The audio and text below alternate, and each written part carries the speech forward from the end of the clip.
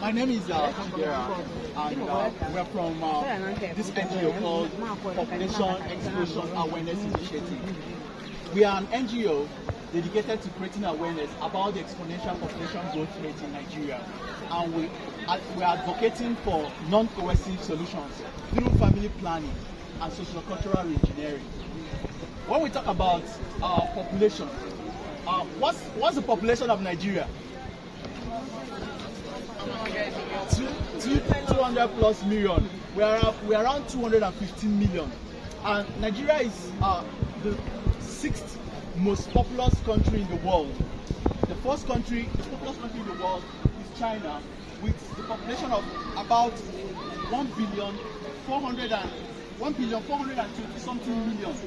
Then second is India, with a population of around 1,412 million. And then US is the third with 337 million. Indonesia fourth, 275. Pakistan fifth with 246, and Nigeria sixth with around 216 million. So Nigeria is the most populous black nation in the world. Out of every 5 Africans, 1 is a Nigerian. And why is our population this much? Because we give birth to many children. The different ways population can grow is through migration and birth rate. But in the case of Nigeria, the population growth rate is due to birth rate, because our birth rate is very high. We have the birth rate of around 5.1 per woman in her lifetime. That's the recent data. Okay, so when you talk about this exponential population growth rate, it's affecting us.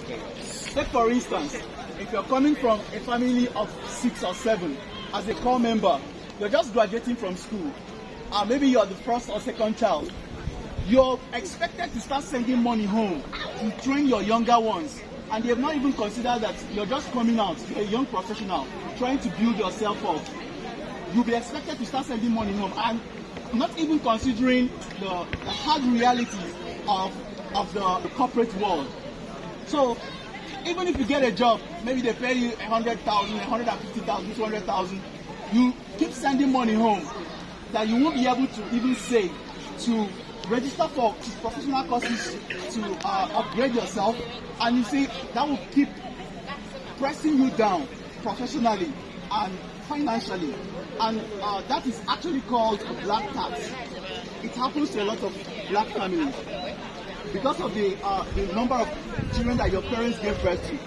Remember, this your younger ones, maybe you have 6 siblings.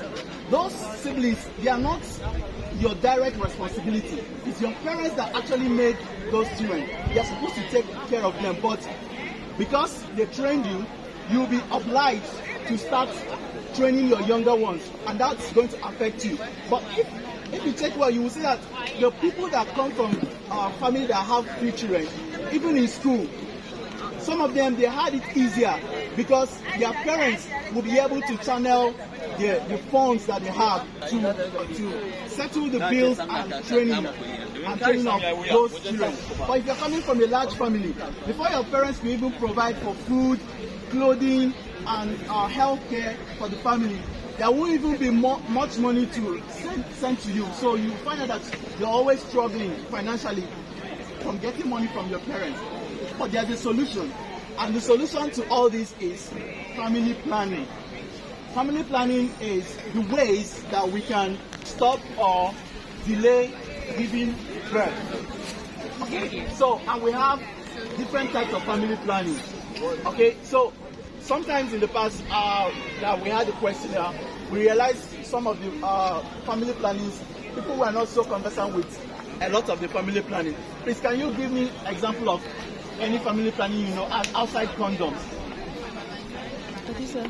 Any example? Use your eyes to quickly see if you can get an estimate of. Yeah, that one is actually an estimate of people supposed to be an emergency family planning. It's not supposed to be. It's not something that you're supposed to take every time because it's not good for your system. Posting 2 is not good for your system. It's not. the implant is implanted under the arm of a woman. The IUD is just like a small tip device like this, very small, that's inserted into the body of a woman, and it stops the sperm from getting to the eggs where it will be fertilized. And the implant, when it's inserted into the arm of the woman, it drops some hormones that will stop the sperm from fertilizing the eggs. And then we have other ones like the injection, the ring. The IUD actually, it can last for 10 years. So we encourage you to go to the hospital. Sometimes these things are free. If you go to this hospital, the general hospital, you find out that you don't have to pay any money to get these contraceptives. We encourage you to meet the personnel, have a consultation with the doctor, so that the doctor will advise you on the one that is better for your body, because all of them are not suitable for everyone. So when you have a consultation with the doctor will tell you the one that you're supposed to use, and then you will just get one of the contraceptives, and then you will be able to give birth only when you choose to, not because there is emergency pregnancy. And even as a guy, there's this method called cycle B. Okay, this is cycle B. And it works for only people that their cycle are between 27 and 32 days. Okay, so this is the 32 day. The circles represent the 32 days. This red one is the starting day. If your period starts today, the first 7 days from the day of the, after the 7 days, that's the day 1 to day 7, there is no possibility of pregnancy. Then after 7 days, from day 8 to day 19, there is possibility of pregnancy. So if you have sex between those days, there is possibility of pregnancy. Then some people, after that, day 8 to day 19, then the other rest of the days till the cycle ends, there is no possibility of pregnancy. So some people, their new cycle starts on the 27th day, some people on the 28th day. So even as a guy, if you don't notice, say, one babe won't use pregnancy hook you go just check these charts. You go just put the start of her pregnancy, and then the day that she's not fertile, you go just do your thing, and you will not hear of emergency pregnancy. And as a lady, you don't want to get pregnancy for one guy. You just want to be with the guy, but you don't want to get pregnant. You just use your chart if you don't want to take the contraceptive method. But we encourage you to actually go for the modern methods, the implants, the IUDs, the injections, then there are pills, okay, and the ring. Okay, so that's about it. Thank you very much. Side effect. Okay. Any side effect? All you have to do is to consult a doctor. The doctor will know the one that's better for your body. Some people might take injection and they have side effects. Some others will take it, they don't have side effects. Some people will go for IUD, they have side effects. Some will take, they don't have side effects. Okay.